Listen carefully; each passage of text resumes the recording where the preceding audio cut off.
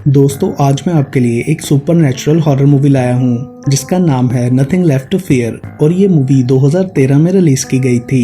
ये film stall कार्नास के urban legend से इंस्पायर्ड है। स्टल के बारे में मशहूर है कि दुनिया के 7 हेल के दरवाजों में से एक वहां पर है।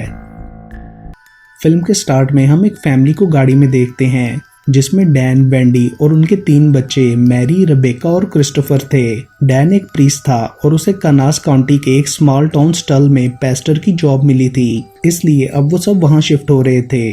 ट्रैवलिंग के दौरान वो लोग अपना रास्ता भूल गए थे और बार बार एक ही जगह घूमे जा रहे थे, जिस पर रेबेका कहती है कि हमें किसी से पूछ लेना चाहिए। तो डैन एक फार्म के पास गाड़ी रोककर किसी इंसान से रास्ता पूछने के लिए जाता है। क्रिस भी उसके साथ था और लेडीज गाड़ी के पास ही उनका इंतजार करने लगती हैं। डैन को एक घर नजर आता है लेकिन वहाँ कोई भी नहीं था। तभी पीछे से एक आदमी उन्हें आवाज देकर पूछता है कि क्या बात है। डैन उसे अपनी प्रॉब्लम बताता है तब वो आदमी पहचान जाता है कि डैन स्टल टाउन का न्यूली अपॉइंटेड पेस्टर है, क्योंकि वो उसके बारे में पहले से जानता था। वो आदमी अपना नाम मेसन बताता है और कहता है कि मुझे टाउन के पुराने पेस्टर किंग्समैन ने आपके आने के बारे में बताया था। उन्होंने मुझे आपका ख्याल रखने और सही से टाउन तक पहुंचाने का कहा था। वो कहता है कि टाउन यहाँ से करीब ही है। डैन को उसकी बातें सुनकर खुशी होती है। दूसरी तरफ रेबेका और मैरी कुछ दूर खड़े एक लड़के को नोटिस करती हैं जो कि एक शीप का गला काटकर उसका खून बाल्टी में कलेक्ट कर रहा था। उन्हें ये सब थोड़ा अजीब लगता है। डैन वहां आकर उन्हें देखने से मना करता है। उसके बाद वो लोग गाड़ी में बैठकर मेसन के ट्रक को फॉलो करते हुए टाउन की तरफ जाते हैं। अपने नए घर पहुंचकर वो लोग देखते हैं कि पेस्टर, किंग्समैन और चर्च के लोग उनका सामान उठाकर घर के अंदर रख रहे हैं, जो कि पहले ही वहां पहुंच गया था। डैन और उसकी फैमिली किंग्समैन की हॉस्पिटैलिटी और फ्रेंडली नेचर देखकर बहुत खुश होते हैं। घर के अंदर जाकर उन्हें और भी ज्यादा खुशी होती है क्योंकि घर काफी बड़ा और खूबसूरत था। बच्चे अपने अपने रूम सिलेक्ट करने में लग जाते हैं। रेबेका एक रूम की खिड़की से नीचे एक आदमी को नोटिस करती है जो कि अजीब नजरों से उसे घूर रहा था। उधर किंग्समैन डैन और वेंडी को कुछ गिफ्ट देता है जिसमें एक केक भी था जो कि चर्च के किसी मेंबर ने बनाया था, और वो डैन से कहता है कि कल चर्च आकर अपनी जॉब संभाल लेना। रात को डैन अपनी फर्स्ट स्पीच प्रिपेयर करता है तो वेंडी उसके पास जाकर बताती है कि हम सब यहाँ आकर बहुत खुश हैं, तुम्हारा डिसीजन अच्छा था। उसके बाद वो बच्चों के पास जाकर उन्हें कहते हैं कि हमें यहाँ लॉर्ड ने बुलाया है और फिर सब मिलकर प्रे करते हैं। यहाँ हम लोग देखते हैं कि घर के बाहर से 2 लोग उन पर नजर रख रहे थे। अगले सीन में तूफान की आवाज से रेबेका की आंख खुलती है और वो खिड़की से बाहर देखने जाती है जहां उसे टाउन के सब लोग नीचे खड़े नजर आते हैं जो कि अचानक गायब हो जाते हैं। ये देखकर वो काफी डर जाती है। फिर पीछे मुड़ने पर उसे एक लेडी नजर आती है जिसका फेस ब्लैक हो रहा था और वो रेबेका के बाजू जोर से पकड़ लेती है। उसकी अपनी दोनों रिस्ट पर कट्स लगे थे जिनसे खून निकल रहा था। वो लेडी अपना मुंह खोलती है जिसमें से काला धुआं सा निकलकर रेबेका की तरफ बढ़ने लगता है। रेबेका इस सबसे डरकर चीखने लगती है और तभी उसकी आंख खुल जाती है। मतलब ये सिर्फ उसका नाइटमेयर था। अगले दिन वो सब चर्च जाते हैं जहां पेस्टर किंग्समैन अपनी फेयरवेल स्पीच देते हैं। रेबेका वहां उसी शीप वाले लड़के को देखती है जो उठकर चर्च से बाहर चला जाता है। स्पीच के बाद पेस्टर सब लोगों से डैन और उसकी फैमिली का इंट्रोडक्शन करवाता है और फिर डैन अपनी स्पीच देता है। उसके बाद सब बाहर आ जाते हैं और रेबेका उसी शीप वाले लड़के के पास जाती है क्योंकि वो उससे अट्रैक्ट हो रही थी। दोनों एक दूसरे से बात करते हैं और फिर वो लड़का ये कहकर चला जाता है कि नेक्स्ट टाइम मैं तुम्हें पूरे टाउन का विजिट करवाऊंगा। उसके बाद सब घर आ जाते हैं और मैरी भूख की वजह से किचन में रखा हुआ केक खाने लगती है, मगर केक को खाते वक्त वो चौक करती है और फिर खांसी करने पर खून के साथ उसके गले से एक दांत निकलता है जो कि शायद केक में था। वो दांत काफी बड़ा था, किसी जानवर का लग रहा था और उस पर कुछ साइंस भी बने थे। मैरी और रेबेका ये देखकर काफी हैरान होती हैं और तभी उनके घर वही लड़का आता है जिसका नाम नोआ था। रेबेका उसे केक वाली बात बताती है जिस पर वो कहता है कि ये केक मिसेस गॉर्डन ने बनाया है जिनकी एज 95 इयर्स है और इसी वजह से उनसे शायद गलती से ऐसा हो गया होगा। फिर नोआ बाकी केक ट्रैश में फेंक कर वो दांत चुपके से अपनी पॉकेट में रख लेता है और बोलता है कि इस दांत के मिलने का मतलब है कि आप लोग लकी हो। उन्हें उसकी बातें कुछ अजीब लगती हैं। उसके बाद नोआ रेबेका को टाउन घुमाने लेकर जाता है जहां लोग उन्हें साथ देकर अजीब नजरों से घूर रहे थे, जिसका नोआ को एहसास हो जाता है और वो रेबेका से कहता है कि काफी देर हो गई है, अब तुम्हें घर जाना चाहिए। तभी मेसन भी वहां आकर नोआ से कहता है कि पेस्टर किंग्समैन तुम्हें बुला रहे हैं। ये सुनकर रेबेका उससे पूछती है कि क्या तुम पेस्टर के साथ रहते हो। जिस पर नोआ उसे बाद में बताने का कहकर मेसन के साथ वहां से चला जाता है। घर जाकर वो अपनी फैमिली फोटो को देख रहा था, जिससे हमें पता चलता है कि उसकी फैमिली उससे दूर है। और फिर किंग्समैन के आने पर नोआ जल्दी से उस फोटो को छुपा देता है। किंग्समैन नोआ से पूछता है कि इस बार किसे चुना गया है, लेकिन वो काफी डिस्टर्ब लग रहा था, इसलिए जवाब नहीं देता। तो पेस्टर कहता है कि तुम इस वक्त शायद डरे हुए हो, लेकिन तुम ये कर सकते हो क्योंकि तुम्हें इसके लिए तैयार किया गया है। वो उसे समझाते हुए ये कहता है कि इसमें कोई मिस्टेक नहीं होनी चाहिए, क्योंकि इसी में लॉर्ड की मर्जी है। इस काम को करने के लिए वो तुम्हें ताकत देगा। पेस्टर नोआ को रेबेका और उसकी फैमिली से क्लोज होने से भी मना करता है, जिसके बाद नोआ उन्हें वो दांत निकाल कर देता है और ये बताकर वहां से चला जाता है कि मैरी को चुना गया है। उसके जाने के बाद पेस्टर वो दांत उठा लेता है। दूसरी तरफ रेबेका घर जाती है तो उसे पता चलता है कि मैरी की तबीयत खराब है, तो वो उसके पास रूम में जाती है। मैरी उससे नोआ के बारे में पूछती है तो रेबेका बताती है कि वो पेस्टर के साथ रहता है, और ये बात मैरी को भी काफी वियर्ड लगती है। उधर पेस्टर उस दांत को एक बॉक्स में रखता है। यहाँ हम देखते हैं कि उसके बाजुओं पर भी बहुत से कट्स के निशान हैं। अगले सीन में रेबेका एक जगह बैठी होती है जहाँ उसके पास एक शीप आती है। वो उसके ऊपर हाथ फेरती है तो कोई ब्लैक लिक्विड उसके हाथ पर लग जाता है। अचानक से शीप का फेस बदल जाता है और देखते ही देखते रेबेका के आसपास सारी जगह वो लिक्विड फैल जाता है और वो उसमें फंस जाती है। साथ ही वहां पर बहुत सारी शीप्स आ जाती हैं जिनके ऊपर कट्स लगे थे, और ब्लड की जगह वही ब्लैक लिक्विड निकल रहा था। वो सब रेबेका की तरफ बढ़ने लगती हैं और तभी उसकी आंख खुल जाती है। मतलब ये भी उसका नाइटमेयर था। रूम में मैरी तैयार हो रही होती है क्योंकि आज उसकी तबीयत ठीक थी और वो टाउन में घूमना चाहती थी। तो उसके बाद वो तीनों बच्चे डैन के साथ घर से बाहर जाते हैं, जहाँ सब लोग समर फेस्टिवल की तैयारी कर रहे थे।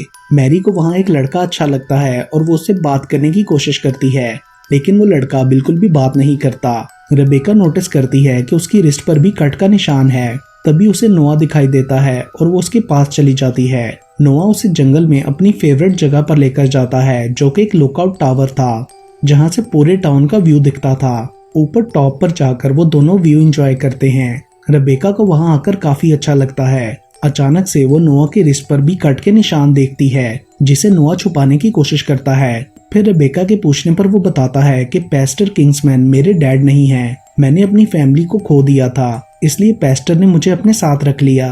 रेबेका कहती है कि मुझे लगता है उन्हें हमारा मिलना पसंद नहीं, क्योंकि कल मेसन ने बहुत वियर्ड तरीके से तुम्हें बुला लिया था और आज भी हम उनसे छुप रहे हैं। जिस पर नोआ कहता है कि ऐसी बात नहीं है, और फिर वो दोनों एक दूसरे के क्लोज आते हैं। तभी रेबेका नोटिस करती है कि टावर के नीचे से कोई बंदा उन्हें देख रहा है। नोआ ये सुनकर घबरा जाता है और रेबेका से कहता है कि हमें यहाँ से चलना चाहिए। और घर पहुंचने पर किंग्समैन उस पर काफी गुस्सा करता है कि तुम रेबेका से इन्वॉल्व क्यों हो रहे हो, तुम हमें धोखा देने की कोशिश कर रहे हो। तो नोआ फ्रस्ट्रेट होकर पूछता है कि क्या हम इस सब को रोक नहीं सकते, जिस पर किंग्समैन कहता है कि ये सब गॉड की मर्जी है और हम सब उसके सर्वेंट्स हैं, हमें सिर्फ अपना काम करना होगा, इसलिए तुम भी अपने हिस्से का काम करो, तुम्हारे पास और कोई रास्ता नहीं है। रात को रेबेका और उसकी फैमिली समर फेस्टिवल में जाते हैं और बाकी सब लोगों के साथ एंजॉय करते हैं। मैरी और रेबेका नोआ से मिलती हैं और हम किंग्समैन को उसी औरत से बात करता हुआ देखते हैं जो रेबेका के नाइटमेयर में आई थी। वो उसे कुछ समझाकर भेजता है और फिर नोआ को इशारा करता है, जिसके बाद नोआ रेबेका और मैरी को उसी औरत के पास लेकर जाता है जो कि एक स्टॉल पर ड्रिंक सर्व कर रही थी। रेबेका उस औरत को देखकर पहचान जाती है, क्योंकि उसकी रिस्ट पर भी वैसे ही कट मार्क थे। वो लेडी मैरी के जूस में कुछ मिला देती है। रेबेका अभी तक उसे देखकर शॉक में थी। उसके बाद मैरी की तबीयत अचानक से खराब हो जाती है, मगर वो रेबेका से कहती है कि तुम और नोआ एंजॉय करो, मैं अकेली घर चली जाऊंगी। लेकिन घर की तरफ जाते हुए उसे चक्कर आने लगते हैं और वो रास्ते में ही बेहोश होकर गिरने लगती है। तभी मेसन अचानक से वहां आकर उसे उठाकर ले जाता है। जब उसे होश आता है तो वो खुद को एक घड़े में पोल के साथ बंधा हुआ पाती है। उस घड़े में ब्लैक लिक्विड भरा हुआ था और साइड पर चर्च के लोग खड़े थे, जिनमें किंग्समैन और मेसन भी था। मतलब वहाँ कोई रिचुअल चल रहा था। मैरी उनसे कहती है कि प्लीज मुझे जाने दो, मगर कोई उसकी बात नहीं सुनता। तभी किंग्समैन उस दांत को एक रिंग के साथ फिंगर में पहनकर अपनी रिस्ट पर कट लगाता है और ब्लड गड़े में गिराता है। ब्लड उस लिक्विड से मिल जाता है और फिर वो कहता है कि मेरे ब्लड से गेट ओपन हो गया है। उसके बाद वो प्रे करते हुए कहता है कि आगे बढ़ो और अपनी ऑफरिंग ले लो। यानी उन्होंने किसी रिचुअल के थ्रू डेविल को मैरी की ऑफरिंग दी थी। तभी कोई काला साया सा मैरी की बॉडी पर फैल जाता है और वो पोजेस होकर बेहोश हो जाती है। जिसके बाद किंग्समैन उसे फेस्टिवल में डैन के पास लेकर जाता है और कहता है कि ये मुझे ऐसी हालत में कहीं बैठी हुई मिली। दूसरी तरफ नोआ काफी खामोश और डिस्टर्ब था और रेबेका के पूछने पर वो उसे सब बताने ही वाला होता है कि तभी क्रिस वहां आकर रेबेका को मैरी की तबीयत के बारे में बताता है। तो वो फौरन उसके पास चली जाती है। घर पहुंचकर वो लोग मैरी को उसके रूम में सुला देते हैं और किंग्समैन का डैन के लिए फोन आता है। वो डैन को किसी जरूरी काम के लिए चर्च बुलाता है। वेंडी उसे इस टाइम जाने से मना करती है, लेकिन डैन उसकी बात नहीं सुनता और चला जाता है। चर्च पहुंचकर वो देखता है कि किंग्समैन प्रे कर रहा है। डैन के पूछने पर वो कहता है कि मैं तुम्हें वहां से दूर कर रहा था क्योंकि उसमें अभी टाइम लगेगा। डैन को उसकी बातों की कुछ समझ नहीं आती। वो ये भी कहता है कि तुम सिर्फ लॉर्ड की मर्जी को पूरा कर रहे हो और तुम एक अच्छे इंसान हो, तुम लोगों के साथ ये सब नहीं होना चाहिए था। I am so sorry. और फिर वो क्लोरोफॉर्म सुंघाकर डैन को बेहोश कर देता है। उसके बाद वो खून से अपने घर के दरवाजे पर क्रॉस का निशान बनाता है। ये वही खून था जिसे नोआ ने शीप को मारकर कलेक्ट किया था। बाकी सब लोग भी ऐसा ही कर रहे होते हैं। दूसरी तरफ रेबेका मैरी को देखने के लिए उसके रूम में जाती है। वहां मैरी अजीब सी हालत में बेड पर बैठी होती है और फिर अचानक से नीचे गिरकर तड़पने लगती है। रेबेका उसे सीधा करके देखती है कि मैरी की आइज और मुंह भी उसी तरह ब्लैक हो गया है जैसा उसने नाइटमेयर में लेडी का देखा था। ये देखकर रेबेका बुरी तरह डर जाती है और वेंडी को आवाजें देने लगती है। वेंडी भागकर ऊपर जाती है और रेबेका के साथ मिलकर मैरी को बाथरूम लेकर जाती है क्योंकि उसे वॉमिट आ रही थी। वो क्रिस को 911 पर कॉल करने के लिए भी कहती है। तभी मैरी की वॉमिट में ब्लैक लिक्विड निकलता है और वो नीचे गिरकर तड़पते हुए बेहोश हो जाती है। तो वो दोनों दोबारा उसे बेड पर लेटा देती हैं। तभी क्रिस आकर बताता है कि घर के सभी फोन्स डेड हैं। जिसके बाद वेंडी उसे और रेबेका को डैन को बुलाने के लिए चर्च भेजती है। यहाँ हम मैरी की आंखें खुलती देखते हैं। उधर वो लोग बाहर निकलकर देखते हैं कि सब घरों के दरवाजे पर क्रॉस बना है और फिर चर्च पहुंचने पर उन्हें वहां का दरवाजा बंद मिलता है। तभी नोआ वहां आता है और दरवाजे का लॉक तोड़ देता है। अंदर जाकर वो लोग डैन को बेहोश पाते हैं। रेबेका उसे उठाती है और मैरी का बताकर उसे घर चलने के लिए कहती है। नोआ गाड़ी ड्राइव करता है और रेबेका रास्ते में उससे पूछती है कि ये सब घरों के दरवाजे पर क्रॉस क्यों मार्क हुआ है, मगर वो कुछ नहीं बोलता। दूसरी तरफ वेंडी बाथरूम साफ करके रूम में वापस जाती है तो उसे मैरी एक कोने में नीचे बैठी नजर आती है। वेंडी के टच करने पर वो अजीब सा बिहेव करने लगती है। असल में वो पूरी तरह डेविल के कंट्रोल में थी और फिर जोर से वेंडी का हाथ पकड़ लेती है। वेंडी खुद को छुड़वा कर डरते हुए उससे दूर भागती है, मगर मैरी पीछे जाकर उसे पकड़ लेती है। उधर वो लोग घर पहुंचकर देखते हैं कि अंदर की सारी लाइट्स ऑफ हैं। डैन और रेबेका अंदर जाने लगते हैं तो नोआ आगे बढ़कर रेबेका को जबरदस्ती रोक लेता है। वो कहता है कि अब बहुत देर हो चुकी है और तुम उन्हें बचा नहीं सकती, तुम अंदर नहीं जा सकती, तुम यहाँ पर एक रीजन के लिए आई हो। तो डैन अकेला अंदर जाता है और उसे सोफे पर वेंडी की डेड बॉडी नजर आती है जो कि पत्थर बन चुकी थी और उसके सामने ही टूटने लगती है। ये देखकर डैन डर जाता है। तभी उसे पास ही पोजेस्ड मैरी नजर आती है जो कि क्रॉल करते हुए उसकी तरफ बढ़ने लगती है। डैन जल्दी से बाहर भागता है और रेबेका को गाड़ी में बिठाकर वहां से जाने का कहता है और खुद वहीं रुककर मैरी का एक्सॉर्सिज्म करने की कोशिश करता है जो कि उसके पीछे आ गई थी, जिससे मैरी एक सेकंड के लिए नॉर्मल होती है और फिर डैन के रुकते ही वो उस पर अटैक करके उसे मार डालती है। डैन की बॉडी भी पत्थर में बदल जाती है। उसके बाद वो उन लोगों की गाड़ी की तरफ देखती है तो नोआ वहां से गाड़ी भगाकर ले जाता है। आगे जाकर रेबेका नोआ से गाड़ी रोकने के लिए कहती है और फिर गाड़ी से नीचे उतर जाती है क्योंकि वो काफी डिस्टर्ब थी। नोआ उसके पीछे जाकर कहता है कि मैं तुम्हें सब बताऊंगा, तुम गाड़ी में बैठो। रेबेका समझ जाती है कि नोआ भी इस सब में इन्वॉल्व था, जिस पर वो बताता है कि तुम और तुम्हारी फैमिली को चूज किया गया है, मेरी फैमिली को भी तुम्हारी तरह यहाँ बुलाया गया था और हमारे साथ भी यही सब हुआ था। रेबेका उससे पूछती है कि क्या ये सब किंग्समैन ने किया है, तो वो कहता है कि किंग्समैन सिर्फ एक कीपर है, वो सिर्फ वही करता है जिसका उसे कहा जाता है। ये जगह ईवल की दुनिया का दरवाजा है, हमें इस प्लान के लिए चुना जाता है। किंग्समैन का इस पर कोई कंट्रोल नहीं। जब वो दरवाजा खुल जाता है तो हमारा काम सिर्फ उसे बंद करना होता है। अब हमें यहाँ से जाना होगा। उधर क्रिस मैरी को उसी तरफ आता हुआ देखता है तो वो गाड़ी से उतरकर सामने घर से हेल्प लेने के लिए चला जाता है। नोआ भी मैरी को आता हुआ देखकर रेबेका को जबरदस्ती गाड़ी में बिठाकर वहां से ले जाता है। क्रिस बार बार सब घरों के दरवाजे नॉक करता है मगर कोई नहीं खोलता, जिसके बाद वो एक घर की डॉग एंट्रेंस से अंदर जाने की कोशिश करता है।